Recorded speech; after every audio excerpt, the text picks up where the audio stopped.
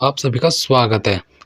आज का क्वेश्चन है, अध्यापक को कक्षा में शिक्षण का अभिकल्प कैसे बनाना चाहिए। इसका है ऑप्शन सी। इसमें इसका अभिकल्प इस प्रकार से बनाया जाना चाहिए कि इससे वांछित अधिगम परिणामों की प्राप्ति हो सके। इसकी व्याख्या में है, अध्यापक को कक्षा में शिक्षण का अभिकल्प इस प्रकार से बनाया जाना चाहिए कि इससे वांछित अधिगम परिणामों की प्राप्ति हो सके तथा विद्यार्थी शिक्षण अधिगम कार्यों में सफलता प्राप्त करते हुए अर्थपूर्ण ज्ञान प्राप्त कर सके। छात्र विभिन्न तरीकों से विचारों और सूचनाओं का पता लगाते हैं और कई प्रवेश बिंदुओं के माध्यम से सीखने तक पहुंचते हैं। शिक्षक सभी शिक्षार्थियों को संलग्न करने और उनकी आवश्यकताओं को पूरा करने के लिए सामग्री का प्रयोग करते हैं ताकि वांछित अधिगम प्राप्त हो सके एवं विद्यार्थियों द्वारा इस अधिगम का प्रयोग अर्थपूर्ण तरीके से किया जा सके। फिर है नेक्स्ट क्वेश्चन में आएगा। नेक्स्ट क्वेश्चन में इसमें है 30 नंबर में आएगा, निम्नलिखित में से क्या कक्षा में सव्य अनुदेशात्मक सामग्री का उदाहरण है। ऑप्शन ए आएगा रेडियो। इसकी व्याख्या में आएगा, सव्य अनुदेशात्मक सामग्री का तात्पर्य उन साधनों से है जिनमें केवल सव्य इंद्रियों का प्रयोग होता है, अर्थात जिनसे ज्ञान मुख्यतः सुनकर प्राप्त होता है। रेडियो, ग्रामोफोन तथा लिंगोफोन, टेप रिकॉर्डर ये सभी सव्य अनुदेशात्मक सामग्री के उदाहरण हैं। फिर इसमें आएगा 31 में, प्राथमिक विद्यालय स्तर पर किस प्रकार का मूल्यांकन असफल होने के अधिक आसार हैं। ऑप्शन बी में आएगा स्व मूल्यांकन। फिर इसकी व्याख्या में आएगा, प्राथमिक विद्यालय स्तर पर स्व मूल्यांकन के असफल होने के अधिक आसार हैं क्योंकि स्व मूल्यांकन छात्रों को उन मानदंडों के आधार पर आत्म मूल्यांकन करने या उनकी सीखने की प्रक्रिया और सीखने के उत्पादों के बारे में निर्णय लेने का अवसर प्रदान करता है जिन पर वे अपने प्रशिक्षक के साथ सहमत हुए। परंतु प्राथमिक विद्यालय स्तर पर बच्चों में ऐसी योग्यता नहीं होती कि वे इन तरीकों द्वारा स्वयं का मूल्यांकन कर सके। फिर इसमें आएगा 32 में आएगा, सही कथन की पहचान कीजिए। इसकी व्याख्या में आएगा सी में आएगा। सी में है, रचनात्मक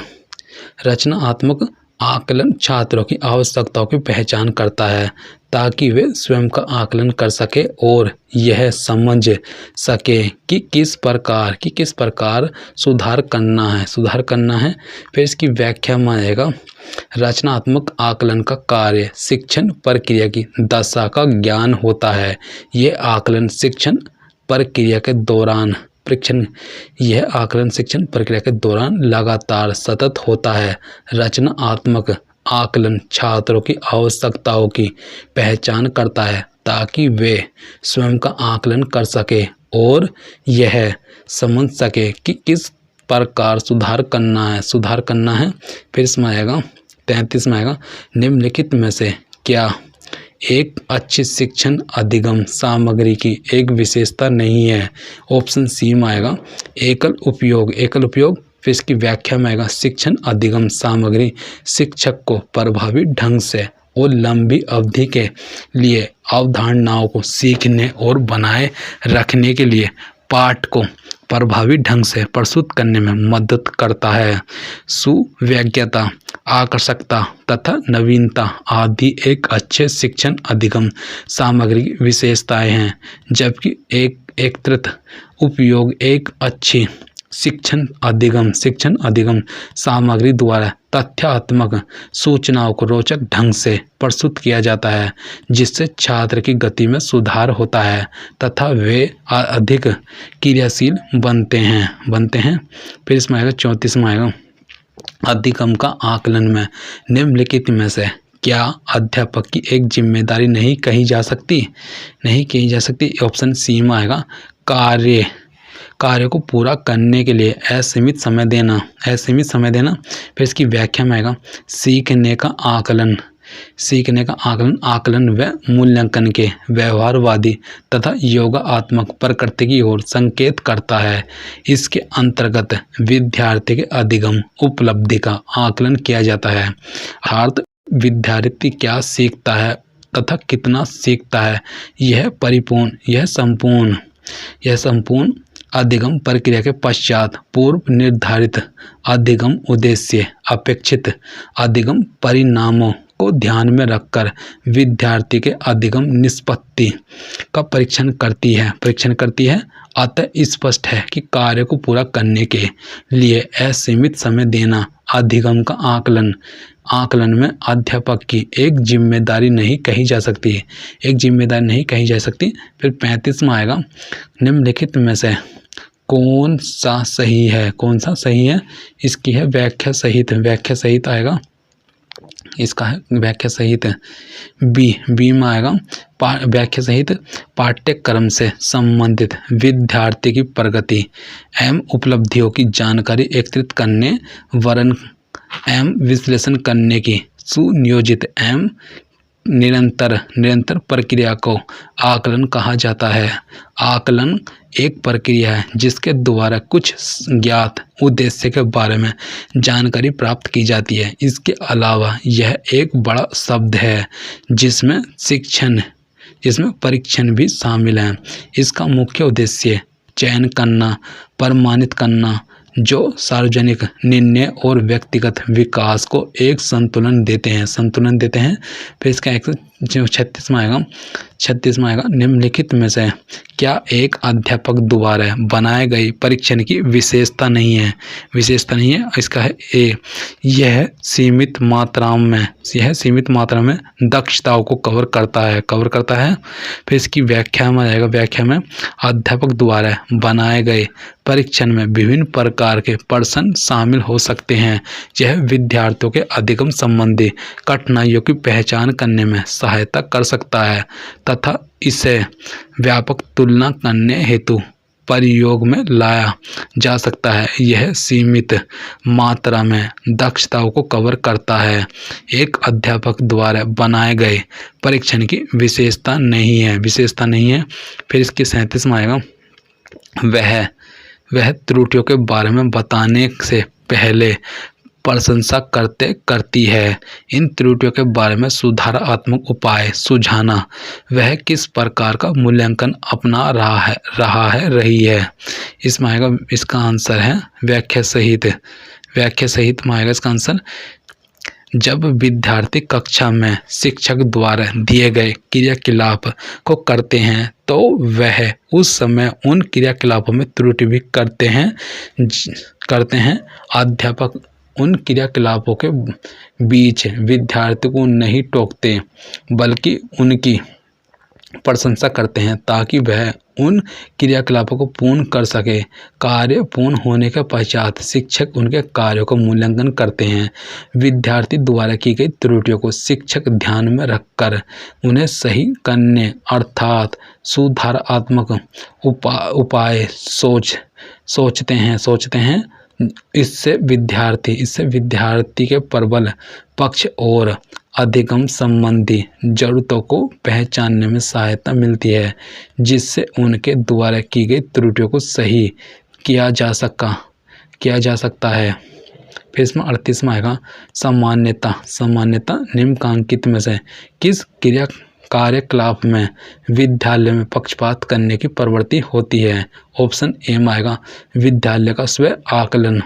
फिर इसकी व्याख्या में सामान्यतः विद्यालय का स्व आकलन वह कार्यकलाप है जिससे विद्यालय में पक्षपात करने की प्रवृत्ति होती है, क्योंकि स्व आकलन में विद्यार्थियों में सभी को समान अंक देने की प्रवृत्ति होती है, जिससे छात्र मूल्यांकन करने में स्वयं को अयोग्य महसूस करते हैं।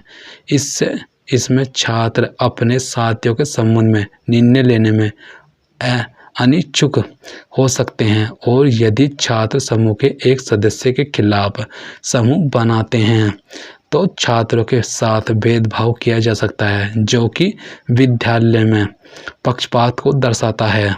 फिर इसमें 39वां आएगा, निम्नलिखित में से क्या मूल्यांकन की युक्ति है? युक्ति है ऑप्शन ए आएगा, मूल्यांकन मापनी रेटिंग स्केल।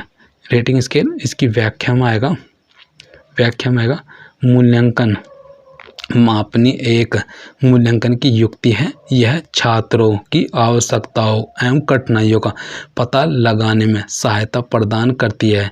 इसके अंतर्गत किसी बालक या व्यक्ति के विशिष्ट गुणों, व्यवहार व लक्ष्यों आदि का मूल्यांकन उसके संपर्क में रहने वाले व्यक्तियों से करवाया जाता है। रेटिंग स्केल सबसे पुरानी और सबसे बहुमुखी मूल्यांकन तकनीकियों में से एक है। स्केल उपयोगकर्ताओं को एक आइटम प्रस्तुत करता है और उन्हें कई विकल्पों में से चयन करने के लिए कहता है, जिससे मूल्यांकन करने में काफ़ी सहायता मिलती है। फिर 40वां आएगा, अधिगम से संबंधित प्रभावी प्रतिपुष्टि है। इसकी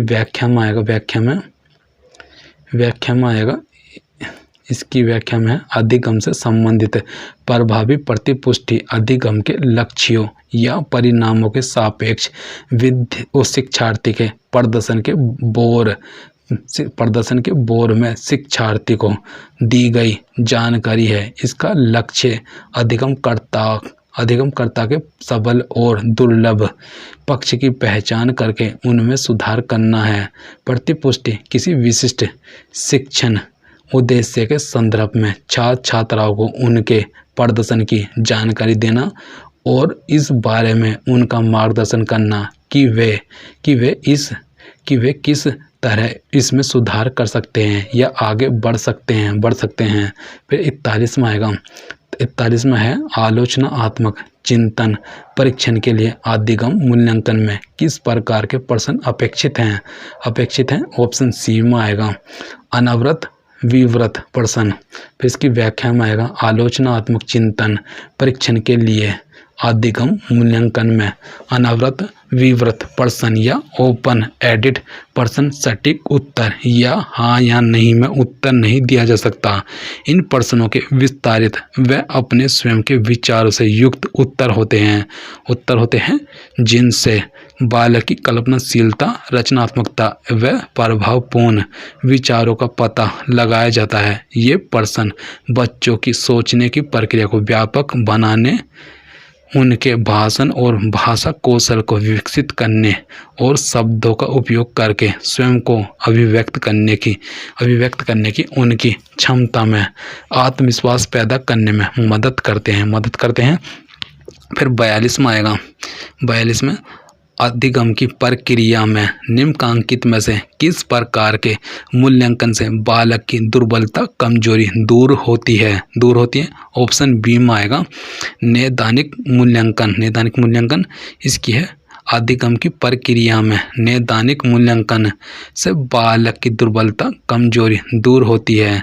नैदानिक मूल्यांकन उस परीक्षण को संदर्भित करता है जिसमें विद्यार्थी की क्षमताओं, कमजोरियों, कौशल आदि की पहचान करके उनके कठिनाई स्तर के अनुसार उनका वर्गीकरण किया जाता है तथा किसी विशेष विषय में उपलब्धि की कमी का पता लगाकर अधिगम समस्याओं के कारणों का निर्धारण किया जाता है तथा उपचारात्मक कार्यवाही द्वारा उन कमजोरियों को दूर किया जाता है। फिर इसमें है 43 में आएगा, कक्षा में अवलोकन प्रेक्षण का मुख्य प्रयोजन क्या है? इसका है ए में आएगा, पर्यवेक्षण की शैक्षणिक आवश्यकता की सुनिश्चित करना। फिर इसकी व्याख्या में आ जाएगा, कक्षा में अवलोकन का उद्देश्य पर्यवेक्षण की शैक्षणिक आवश्यकता सुनिश्चित करना है, जिसमें शाला प्रबंधन, कक्षा प्रबंधन, समुदाय के साथ कार्य, बच्चों को समझना, सहपाठ्य सहगामी क्रियाकलापों को समझना तथा प्रभावी शिक्षण हेतु इनकी आवश्यकता को महसूस करने का अवसर शामिल है। महसूस करने का अवसर शामिल है। इससे विद्यालय समुदाय तथा बच्चों के बीच आपसी संबंध की समझ विकसित हो पाती है, के बीच आपसी संबंध की समझ विकसित हो पाती है और प्रभावी शिक्षण अध्यापन सुनिश्चित होता है। फिर इसमें आएगा 44 में आएगा कक्षा 9th में एक उपलब्धि परीक्षण किया गया। परिणाम यह दर्शाता है कि 40% छात्रों ने 40% से कम प्राप्तांक पाए। प्राथमिकता के आधार पर क्या किया जाए कि इस समूह के अधिगम स्तर में सुधार हो। इसकी व्याख्या में आएगा बी में आएगा। बी में है एक नैदानिक परीक्षण हो।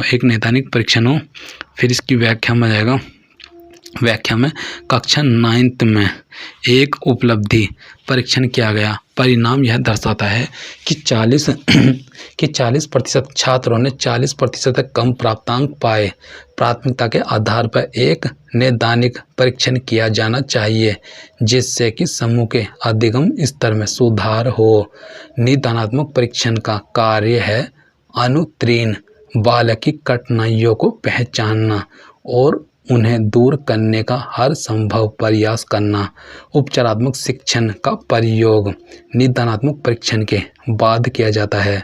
निदानात्मक परीक्षण एक ऐसा साधन है जिसके माध्यम से शिक्षार्थियों की संप्राप्तियों में पाए जाने वाले दोषों या कमियों का सम्यक ज्ञान हो सकता है। इन त्रुटियों को दूर करने और शुद्ध तथा व्याकरणगत और व्याकरण सम्मत भाषा सिखाने के लिए अनेक प्रकार के उपचारात्मक कार्यों अभ्यासों का उपयोग कर सकते हैं। फिर इसमें आएगा 45 में आएगा।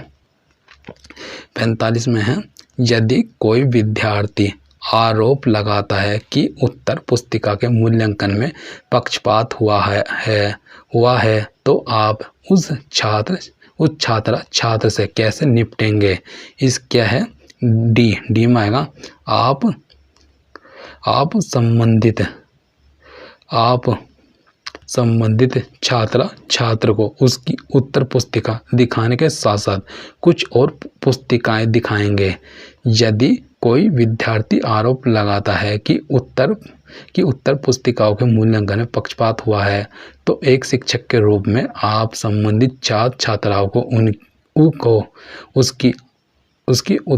उसकी उत्तर पुस्तिका दिखाने के साथ साथ कुछ और उत्तर पुस्तिका दिखाएंगे जिससे कि वह पुस्तिकाओं का स्वयं अवलोकन करके अपनी पुस्तिका के निरीक्षण के तरीके को दूसरी पुस्तिकाओं से मिलाकर यह संदेह दूर कर सके कि उसके साथ पक्षपात हुआ है।